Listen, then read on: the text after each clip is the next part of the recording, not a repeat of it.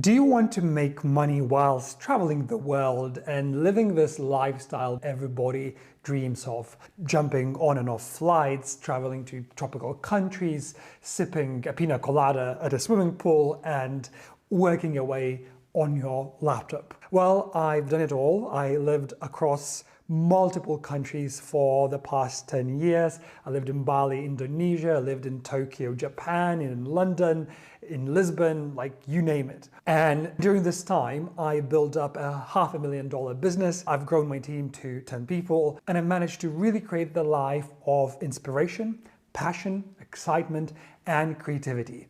And in this video, I'd like to share with you my top 10 lessons from being a digital nomad for the past 10 years. And I really hope that these are the very strategies that will also help you become a digital nomad. My name is Darius Lucas, and I'm a writer, entrepreneur, and samurai in training.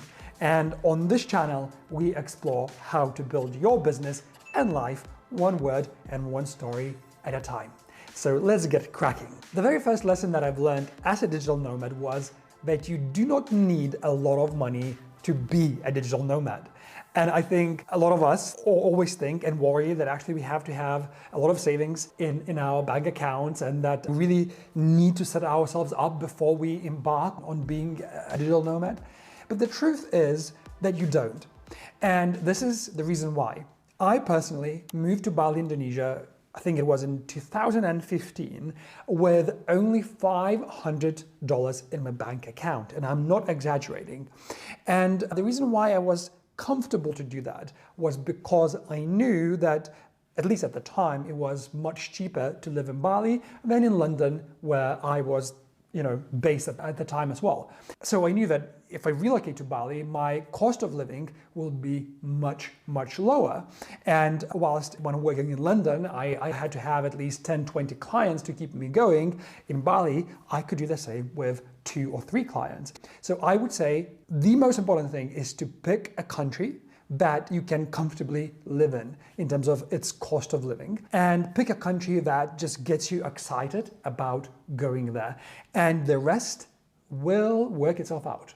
Stay long enough. Strategy 2. This was one of my main mistakes earlier on, that I was moving from country to country, being super excited, wanting to see the whole of Asia, the whole of, the world. That really prevented me from, first, having a really stable routine. And I wouldn't be able to focus on growing my business because I was more focused on getting, cheaper flights, finding accommodation, finding a place to eat in a new country. So what I would say is particularly important, especially for those that are doing this whole digital nomad thing on a budget, is that staying in one country really allows you to save money, not only because of flying to different countries and paying for flights, but you're also getting the best deals in terms of accommodation. Because if you're in one place long enough, you get access to the local market. In a sense, you become a local. So you get the best deals on accommodation. You're no longer paying for accommodation as a tourist, you're paying for your accommodation as a local, which is a massive money saver. It might sound trivial, but it's super important in terms of saving time and saving energy. Because what I really found, whenever I sort of wake up in a new country every week, I'd be, unsure where to go for lunch, where to go for breakfast, where do I find the best Wi-Fi? And that would really, really hinder my growth in business, in growing my team, in growing my bank balance, because I was instead worrying about the best internet in town and trying to Google that up. So I would say that if you're really serious about this whole nomadism thing and you want to be very smart about how you work and travel, I would say definitely stay in one place long enough. Number 3, it's okay to work for others. So this was one of the mistakes that I almost made early on. I was moving to Bali with the conviction that I will not work for anybody else and that I was gonna build up my own business. And this was, in my case at least, an extremely flawed conviction to have. Because what happened was, by just hanging out with entrepreneurs in Bali, meeting new people, I was offered this incredible job opportunity with this entrepreneur mentoring company in Asia. And its CEO was this most extraordinary entrepreneur to whom I look up to this day.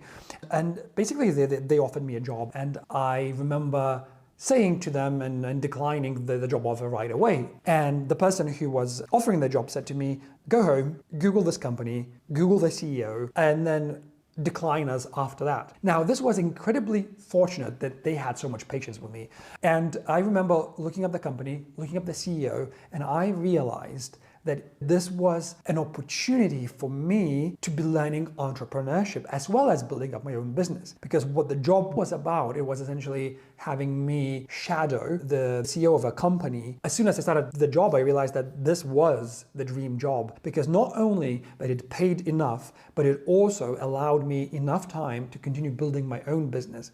And only because of working for somebody else, that I was able to build up my language school and to make it, this $500,000 business. So I would say, do not think in the conventional terms that you have to have a business if you want to become a digital nomad.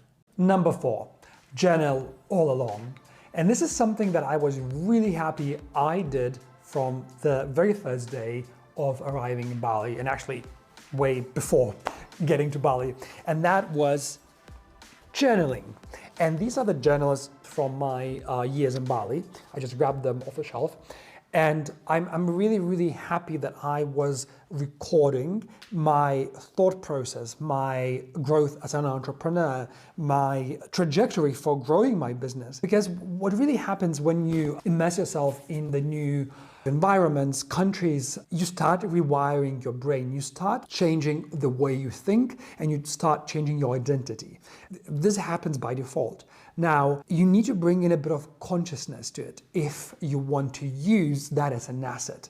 I wouldn't be able to be making these videos that I'm making today without having all of these journals, because that really solidified and crystallized my learnings.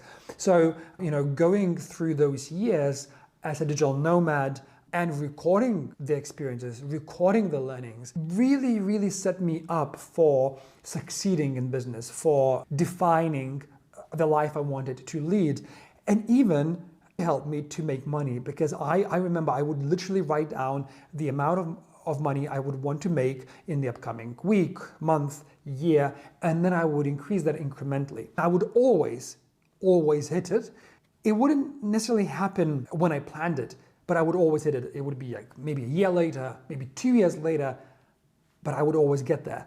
And it's not because I think I'm special and that's why I got there. No, I really think that once you put something down on paper, and that's why I'm really passionate about journaling, and I'll make some videos about that as well, it becomes reality. It's meant to become your reality sooner or later, if that's the very thing that you really want. Do not waste your experience as a digital nomad, and do not waste away your learnings.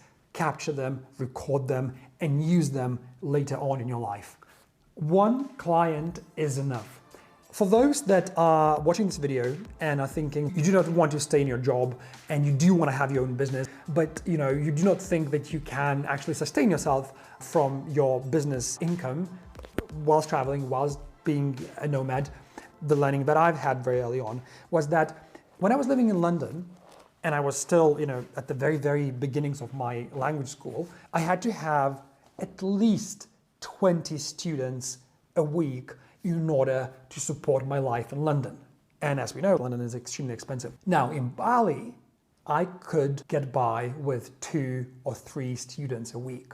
This is a massive difference in terms of the amount of hours I had to put in, the amount of clients I had to find, and the quality of life I could lead. So I realized that, if you pick the right country, if you put yourself in the right environment, finding that 1 client or 2 clients is absolutely enough to sustain you as a digital nomad. Create your digital nomads network. I think it's not discussed enough how easy it is to meet most exciting people whilst you travel, whilst you are being a digital nomad. I really got access to and met most extraordinary people just by being a nomad, just by going to certain places, going to certain co-working places, and interacting with people there. Obviously, I mentioned earlier in this video how I even got a job through one of those interactions, a job that really set me up for life. You have a lot in common with these people because these people have also left their home countries. These people have also the desire to travel,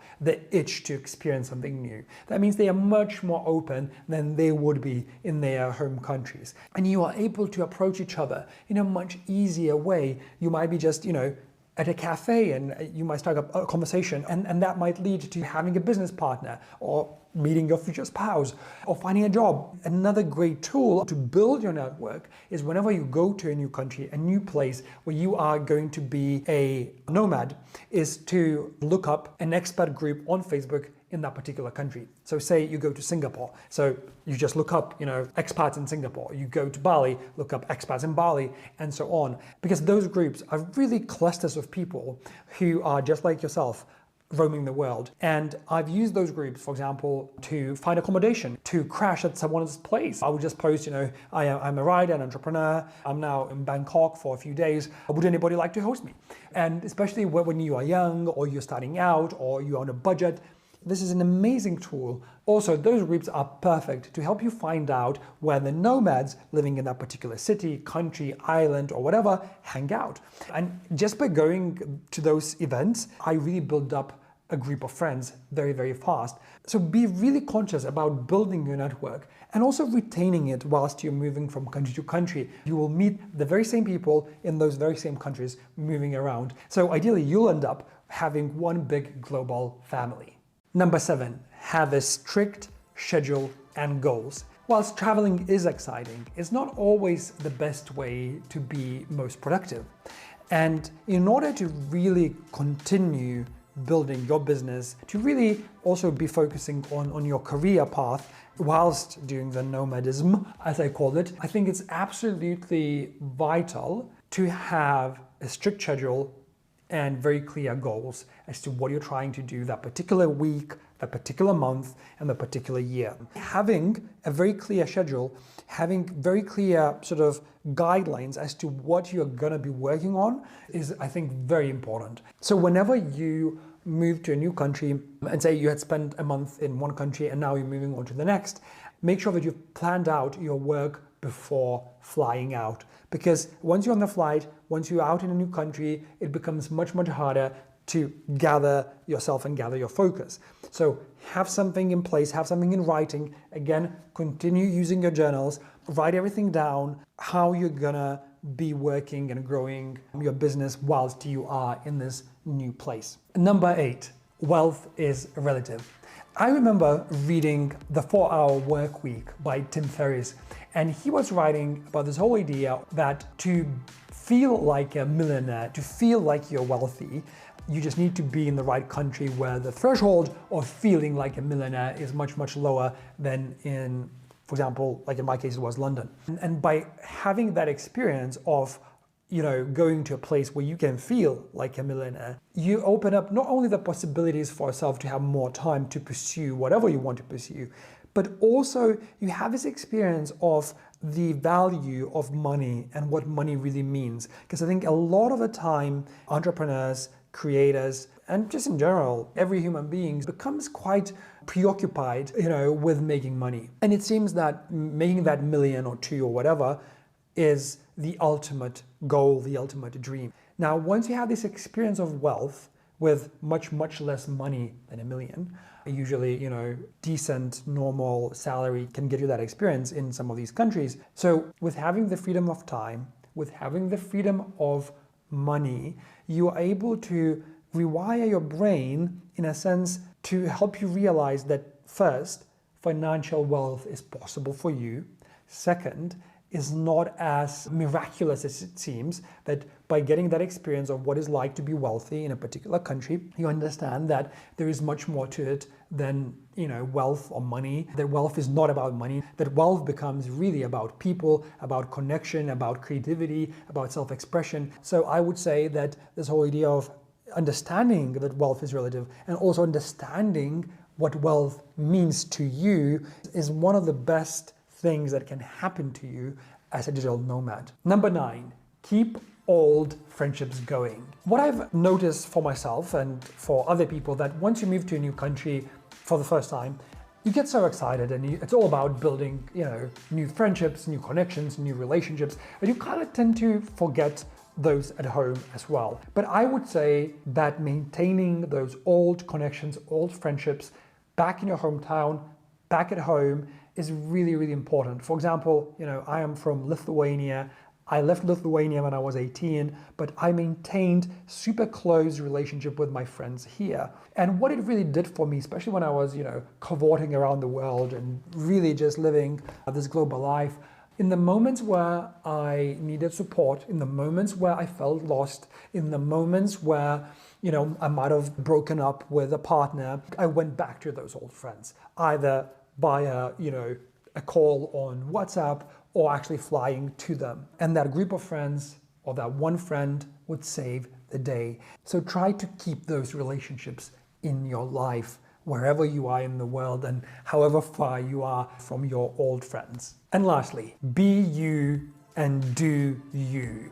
And what I mean by that is that when you embark on this whole journey as a digital nomad, do not try to copy, me or anybody else that you might be following out there, but do you, be yourself. Travel and be and work and explore the world in a way that it makes sense for you. For me, it was as wild as, living in Bali and going to shamans and studying with tribal mask makers and just doing these wild things. For me, being a digital nomad meant that I had to do these things, that I wanted to do these things. And that was my way of exploring the world, my way of being a digital nomad. Again, use a journal for that. Really explore what it would mean for you to be a digital nomad. What a successful digital nomad year looks like for you. What does that life look like for you? How does it feel like for you?